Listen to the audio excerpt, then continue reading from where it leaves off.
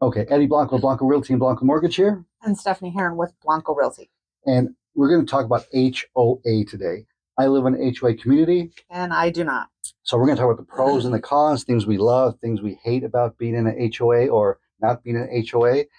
And one of the things I really love about being in an HOA is the cars. So I hate it when there's 100 cars in a driveway. I don't mind if it's in their driveway, but when they start parking in front of my house, that's when I have a problem.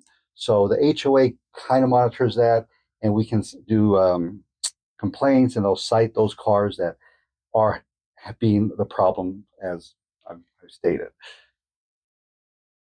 And when you say that, I kind of get that because I live directly across the street from a high school. So even though there are signs posted that is no parking, standing, or whatnot during school hours, we have a lot of the kids park in front of the houses, as well as if you're coming or going when school is in session or actually getting out of session. The parents are absolutely ridiculous. They will park up and down the street and give you dirty looks when you're trying to get in and out of your driveway. The nerve of those parents. So yes, I would like that. One of the things that I like about not being in an HOA is that I can do whatever I would like without getting permission to my home. So if I wanted to paint it, or if I wanted to add a tree, or if I wanted to do a fountain or whatnot in my front yard, I don't need to get permission to do that. I see your point there. I see your point. And one of the things, so that's like I said, like a double-edged sword right there. I like that, but I don't like, not everybody has good taste. And sometimes these houses, like in my neighborhood, there's a really blue house, bluish purplish house that I have no idea how it got approved. It was through the past HOA, and everyone hates that house. But that's the only house, and it accidentally got approved somehow. But in a non-HOA, there can be hundreds of those kind of houses, and people might think it looks great when everyone else knows it doesn't look great. So that's one of the things I guess I do kind of like about the HOA. They can say, no, this isn't going to fly. It has to be these certain color palettes. And kind of going off that note, I know with an HOA, if your yard is unkept, you will get a citation for being in a non-HOA. The yards don't have to be kept to a certain standard. So sometimes it does kind of drive your value down, because the homes that are not kept kind of make people think, do I really want to live in this neighborhood? I mean, the city will come out eventually and give you a 5 or 7 day cure. Otherwise you'll be fined, but it's kind of hit or miss with that. Okay, and another thing I love about, well, maybe not love, but like about being in an HOA is the amenities. So it depends on each HOA is a little different, and some have more elderly people there, some have more kids. So maybe in an elderly community, you're going to have maybe more restaurants, poker night, things like this that are going to benefit this community. In a community with a lot of kids, like for ours, for instance, we have movie nights, we have a lot of activities that the HOA can fund.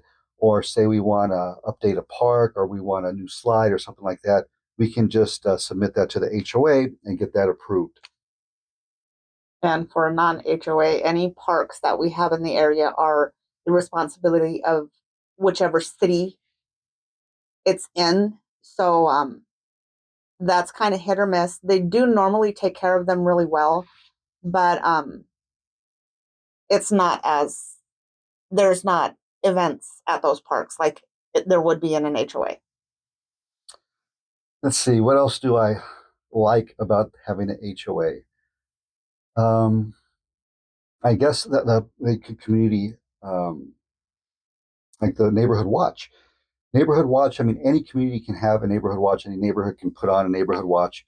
But having an HOA makes it a little more structured, and a little more at ease because you can kind of keep these people accountable. Hey, I mean, were you out on your shift you signed up for? Things like this. I mean, it's hard to really monitor them because they're volunteers and not getting paid, but everyone wants a safe community. So I guess we can organize any really kind of groups we want in the HOA. Yeah, I see that because I guess because we're in a non-HOA community, we don't really know our neighbors very well. I mean, every once in a while we'll see them come and go. Every once in a while they'll wave, but there's not a real sense of community. Well, there are a lot of things I don't like about the HOA too. So I don't like having to put in a request to make changes on my house. I don't like not being able to park in front of my house outside the driveway. I don't like them trying to tell me what to do in my own house. And if you live in an HOA, you know that the dues are always going to go up. Inflation goes up. Everyone in the community is always complaining about something. Nobody's ever going to be happy about everything. So those complaints, we can take care of these things, but the dues are going to go up. So every year, maybe every other year, maybe every 3 years, it's going to go up. And if you have an HOA, I mean, I mean, let us know how your HOA is, what it started at, and what's it at now. So that is one thing that I don't like. I mean, I'm kind of, even though I live in an HOA, I'm kind of torn on, there's pros and cons in both. And if I didn't live in an HOA, I think I would hate a lot of things. Yes. I do live in an HOA and I still hate a lot of things. So I think you just got to make the best of what you're dealt. Yeah, and when you're purchasing your home, really think about that. If because it's not something to be taken lightly, and you have to remember those fines can be pretty expensive from the HOA. Yeah, they can add up. And if you don't pay them, you ever try to sell your house, you're going to have a big problem on your Yeah. hands. Um, but I think it also depends on the person. Like if you're maybe a mechanic and you're going to be working on cars and you have a lot of Traffic in and traffic, out. you might want to live in a non HOA community. Or if you're don't want people bossing you around, you want to do whatever you want to do, non HOA is great for Non-HOA. you as well. Yeah. Yeah, and that's how I feel. You have to kind of pick your poison. Depending on how long you're going to be there and what your, like Eddy said, your activities are going to be. Just kind of make sure that you're where you want to be before you actually purchase that home. So, that's our take on it. I mean, we both coming from different sides of the track. Let us know in the comments if you're in a HOA, what you love, what you hate. If you're not in a HOA, what you love and what you hate.